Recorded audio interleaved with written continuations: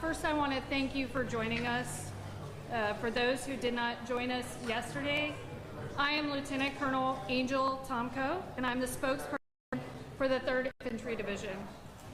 I'd like to start by saying our prayers and our focus is with the injured soldiers and their families, as well as those impacted within our Fort Stewart and Hunter Army Airfield community by this tragic event. We are incredibly thankful for the outpouring of support from our coastal Georgia community and to all the local, state, and federal agencies who responded and stood by us during this challenging time. Although this has deeply affected us, our military community and our dog-faced soldiers are strong.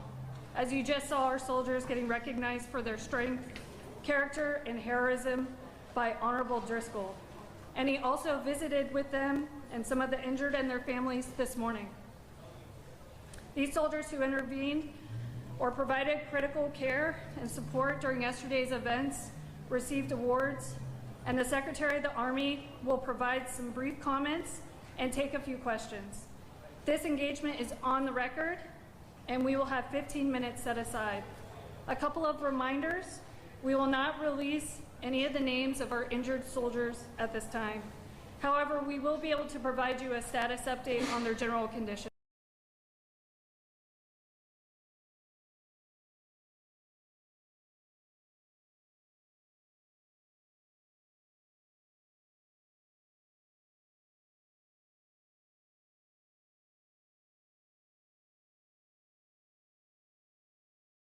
And speak up so that we can hear you and you can hear us.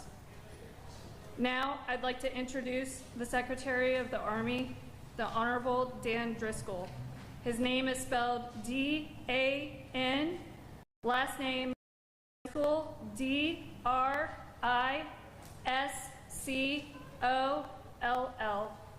And Brigadier General John Lubis, the Commanding General of the 3rd Infantry Division. Spelling is J-O-H-N, Lubis, L-U-B-A-S. And we will have CID representation also available. It's the Deputy Director of the Criminal Investigation Division, Peter Tolentino, P-E-T-E-R, T-O-L-E-B-T-I-N-O, and Special Agent in Charge Ryan O'Connor, R-Y-A-N-O apostrophe C-O-N-N-O-R. They will be ready to speak to you with regarding the shooting that occurred here yesterday at Fort Stewart. I'd like to now, and I'll turn it over to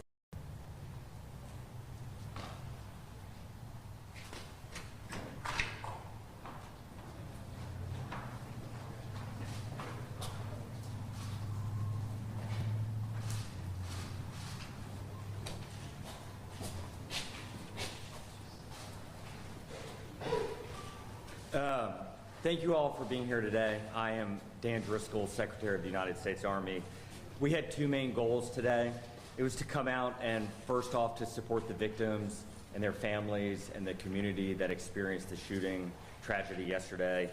And the second one was to recognize the heroism, the courage, and the selfless service of 6 soldiers who put themselves in harm's way yesterday to take care of their fellow soldiers. I want to start off by saying we're standing at the brigade headquarters of the unit that had the shooting yesterday. And this morning, if you were here, what you would have seen is you would have seen a lot of soldiers out doing physical training and PT. That is incredibly important to us because we are highlighting the resilience of the American soldier. We are showing their strength and their courage under fire. They are going to spend the remainder of the day able to meet with counselors, but also getting back to their jobs, serving the American people. We spent this morning, General Lubis and I, visiting some of our soldiers who are in the hospital and meeting with their families. We talked to doctors, and one of the things that I can say unequivocally is that the fast action of these soldiers under stress and under trauma and under fire absolutely saved lives from being lost. On behalf of President Trump, Vice President Vance, Secretary Hegseth, they wanted me to tell these soldiers, their family, and this community that the entire federal government stands by and stands ready to care for these soldiers and their family. One of the more important things we were able to do this morning, though, is to recognize the heroism of these 6 soldiers. One of the soldiers tackled the person, so just think about this. They were unarmed and ran at and tackled an armed person who they knew was actively shooting their buddies, their colleagues, their fellow soldiers. Another soldier jumped on top of the person to subdue them until federal law enforcement was able to arrive. The other soldiers, immediately using their training that they had developed over years and years, started to take care of mass casualties. The hospital they took them to in March had just run a mass casualty exercise for a moment just like this. The Army does not want these moments to happen, but it stands ready when necessary to act and care for those when it does. The Army this year is 250 years old. That is 1 year older than this nation itself. These American soldiers highlight exactly what the Army has meant to this country. It has been there in some of the most traumatic moments of this nation's history, and it has been resilient, stood strong, and acted on behalf of American citizens. I just want to thank this community. It is absolutely unbelievable to me the speed with which law enforcement officers showed up, paramedics showed up. We had so many people showing up within the first hour that we actually had to stage some of them away. We are so grateful for this community and all that it does for our soldiers and their families. The investigation is ongoing. I imagine a lot of the questions we'll take will be related to that. We will not be able to answer some of those questions, but we are going to do a deep, hard investigation. The findings will be transparent. They will be released to the American public. We commit to you that anything we discover during the investigation that can make this base and other bases like it safer, we will act on as quickly as possible. Now I'm happy to take questions. Standing beside me, I have General Lubis, the Division Commander, and Special Agent O'Connor from Criminal Investigation Division. So let's kick off with some questions. Mr. Secretary, Robin Trump.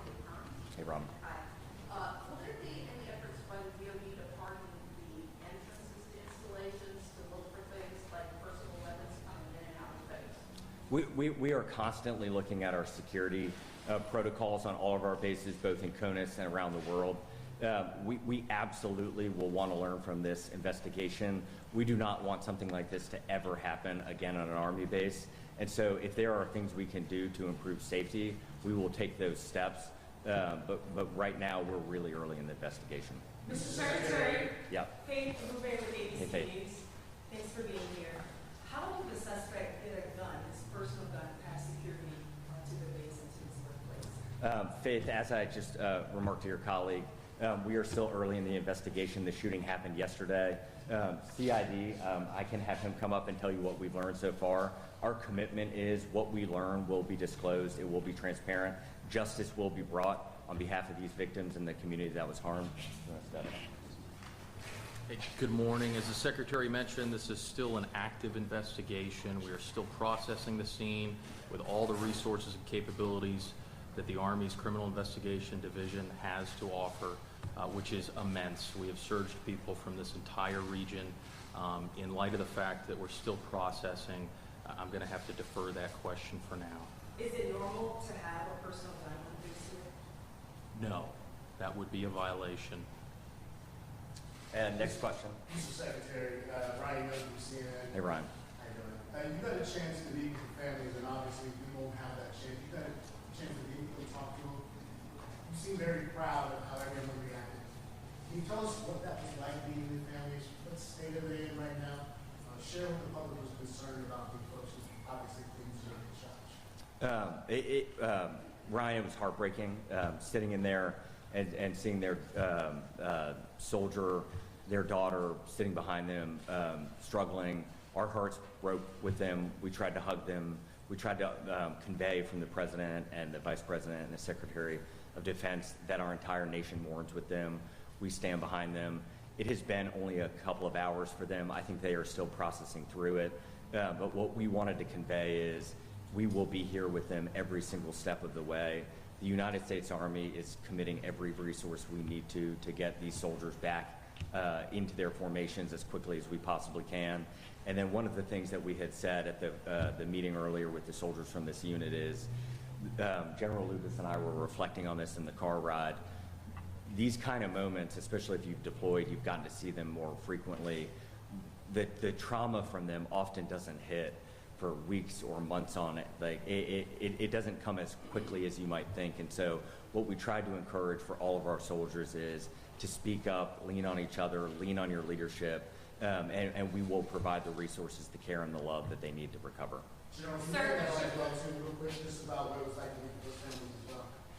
Yes, sir. Thank you for the question. It's heartbreaking. It's painful to see them struggling with a wounded family member. They expressed that they were incredibly proud of their soldier, as we are, and they asked for prayers. So we appreciate all the prayers that have been sent our way, and we would ask you to keep them coming.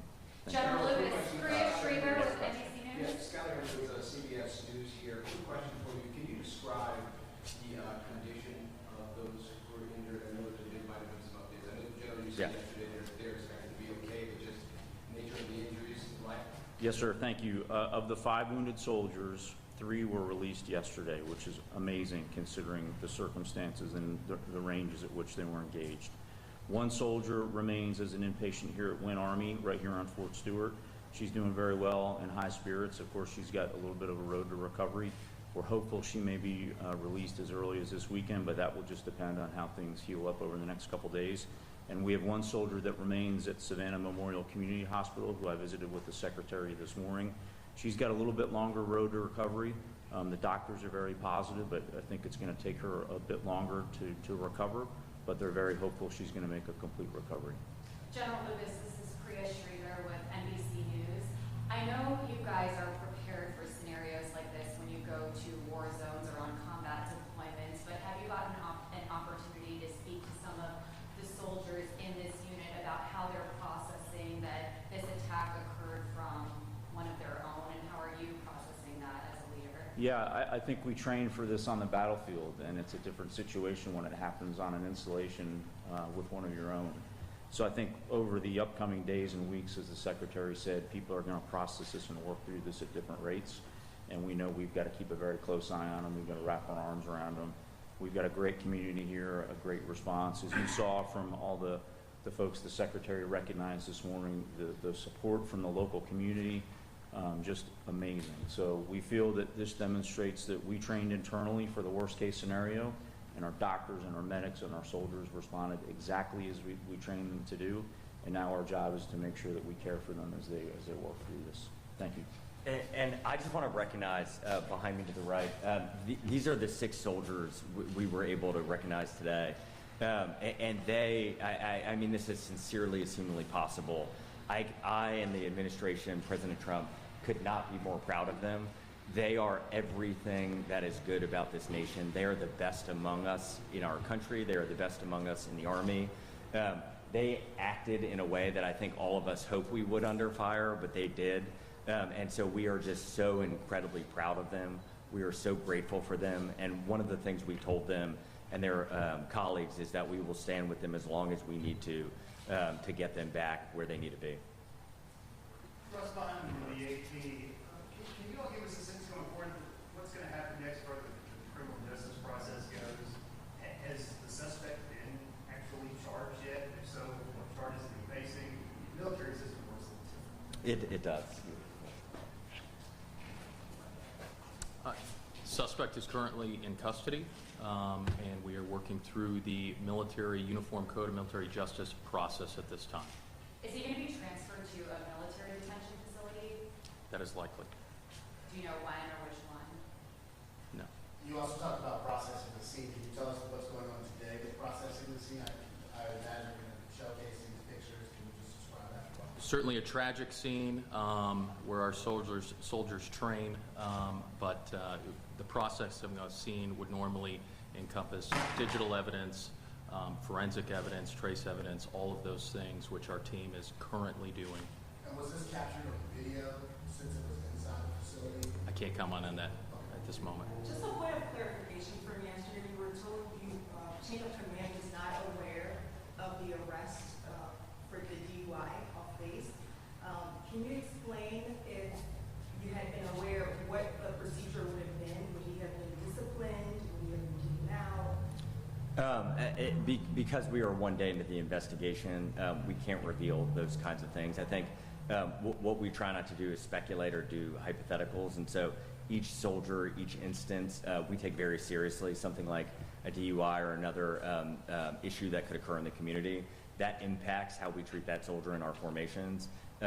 We want holistically powerful and controlled and competent soldiers, and so we are constantly reflecting on our mechanisms and procedures as an Army so that we're able to capture that information and hold soldiers accountable. Are they usually disciplined after an arrest? It varies based off the case.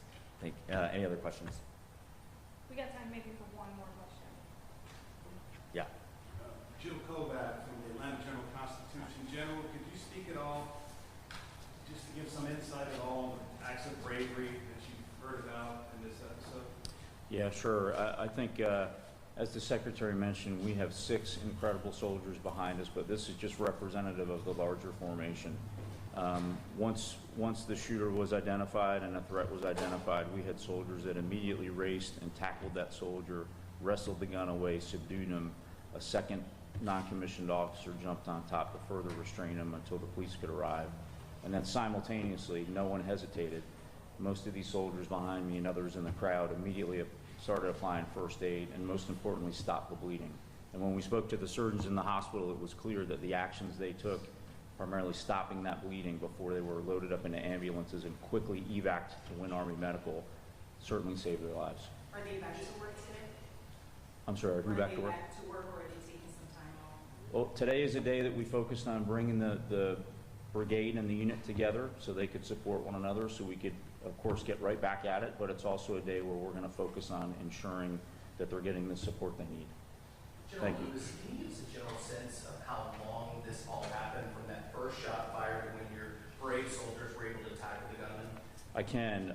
It was an incredibly fast response, and I do attribute this to the training that this installation has done and the teams here have done. So at approximately 10:56, the incident was reported, and that went out over sort of an all-calls net. That triggered a lot of responses. That triggered our installation emergency medical services, our police, our fire, our emergency medical services to respond, but it's also monitored by the local community, and then we requested assistance.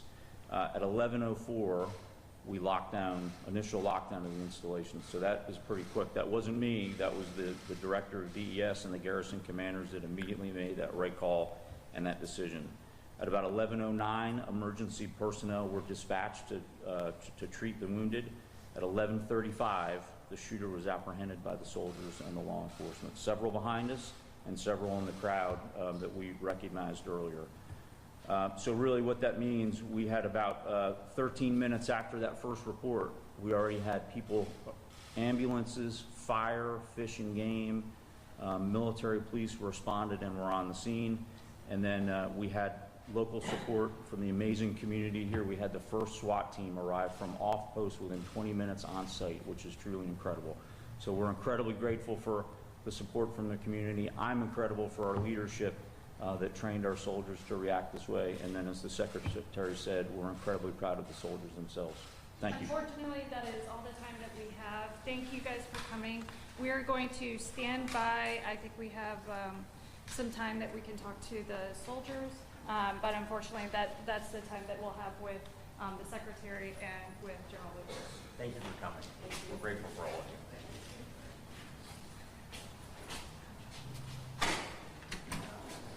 Okay, we're going to take a quick pause as we transition to our soldiers.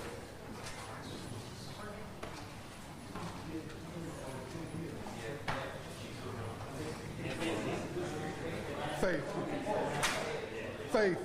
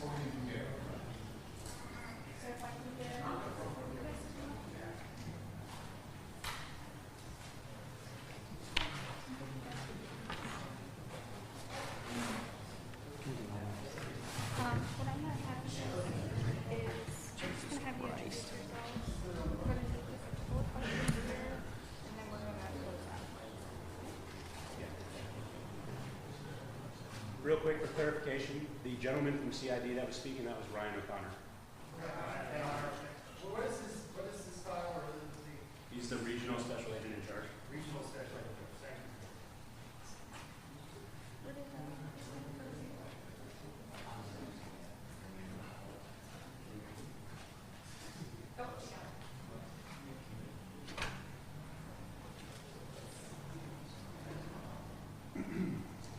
Okay, so I'm going to introduce you to some, actually I'm going to have them introduce themselves, some very special soldiers. You got to see them be recognized by the Secretary of the Army, as well as, just demonstrating their heroism and bravery from the events that led yesterday.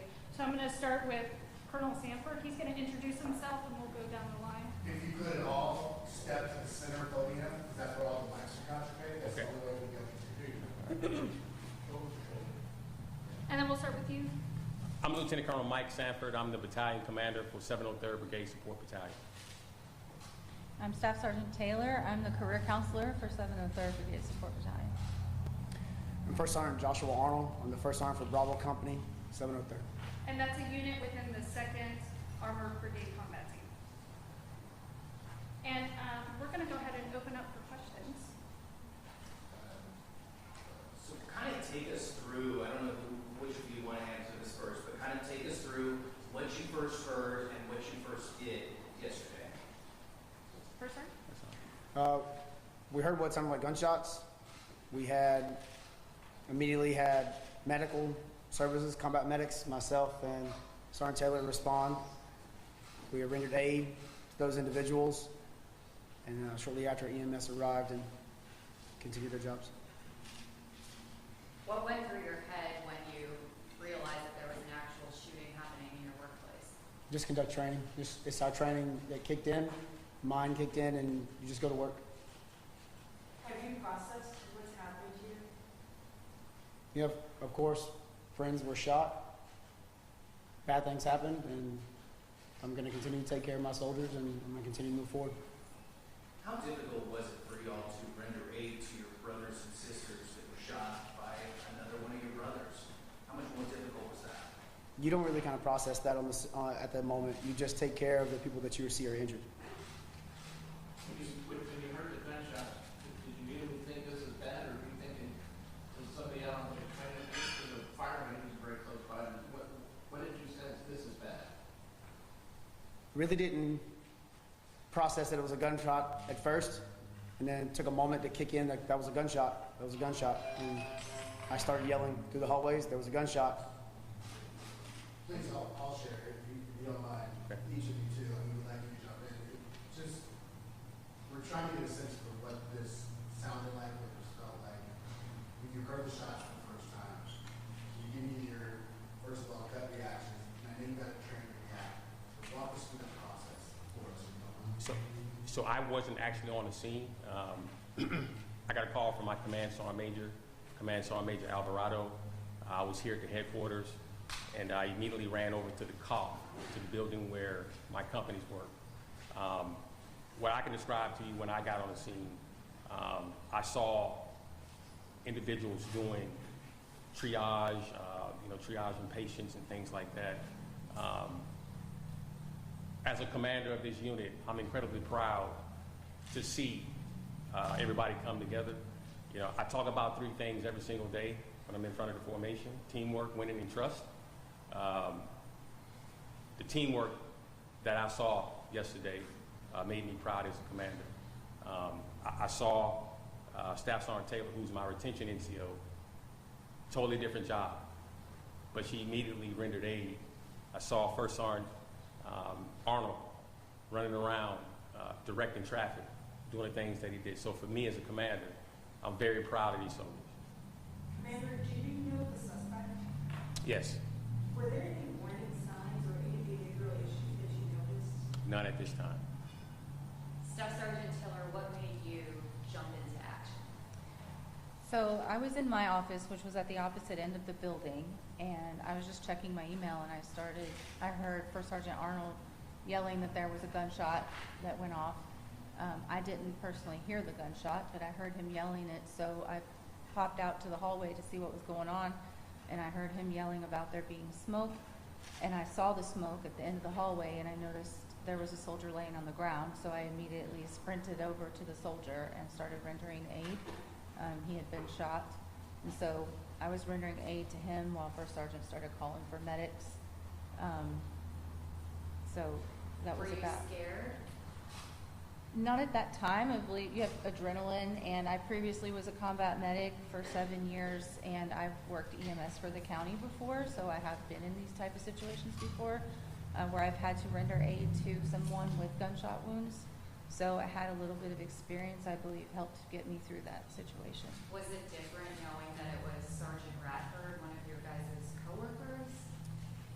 I think it's too soon in the situation to really process all of that. It's only been one day. We're gonna take maybe one or two more questions with them, because we gotta move on. Commander, you train these soldiers to prepare for battle, to fight enemies overseas, and here they are fighting a gun right here as they're training. How do you process that? It's tough, but I'm just happy to know that the training that they got, they went into action. It's really it's a battle drill, and they went into action and did what they need to do. So whether it's here or overseas, or if we're in combat, they did the right thing. But yes, it's tough because you never want to have that happen as a commander. But like I said, I'm incredibly proud of them. Okay, final question. When y'all got home for the day and were able to get back with your families, did you hug them a little tighter last night? A little bit. Absolutely. I made my kids' favorite dinner, and we had dinner as a family, yes. Thank you all so much. Okay, thank you so much.